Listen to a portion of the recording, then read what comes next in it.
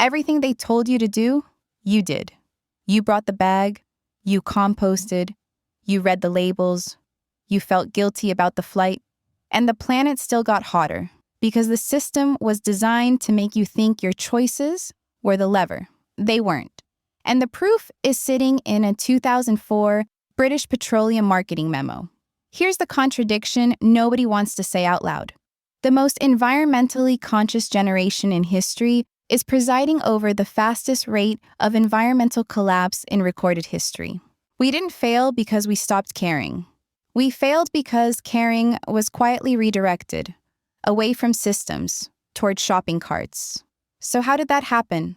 And more importantly, who made it happen? In the 1950s, the beverage industry faced a growing litter problem. Glass bottles everywhere. Public anger is rising.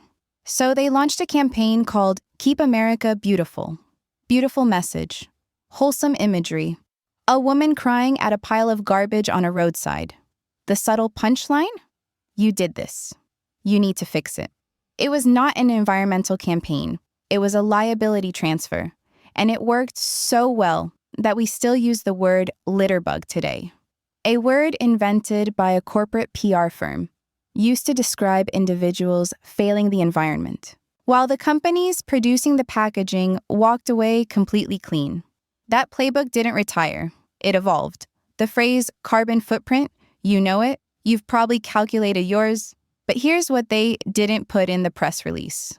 The concept was introduced to the mainstream by a $100 million BP advertising campaign in 2004. One of the largest oil companies in the world actively lobbying against climate legislation behind closed doors, built a tool to make you measure your personal emissions. And we adopted it completely. We made it part of our identity.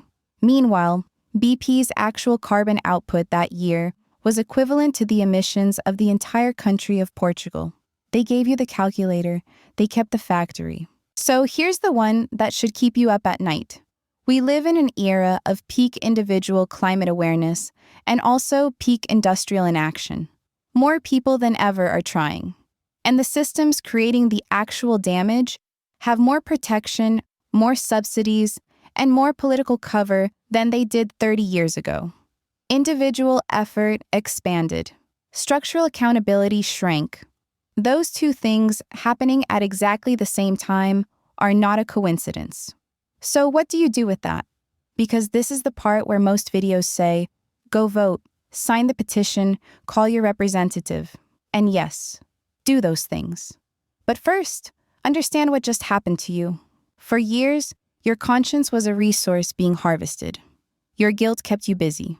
Your choices kept you feeling in control. And while you were busy feeling in control, the people with actual control kept doing exactly what they wanted. Seeing that clearly is not defeat. It's the beginning of actually dangerous hope. You didn't fail the environment. You were handed a role in a story that was written to protect the people who did. The reusable bag matters, but it was never the ending. Next video, I'm showing you what the ending actually looks like. The policy wins, nobody celebrates. The place's collective pressure worked. And what that means for what you do next. Because the most radical thing you can do right now is stop being manageable.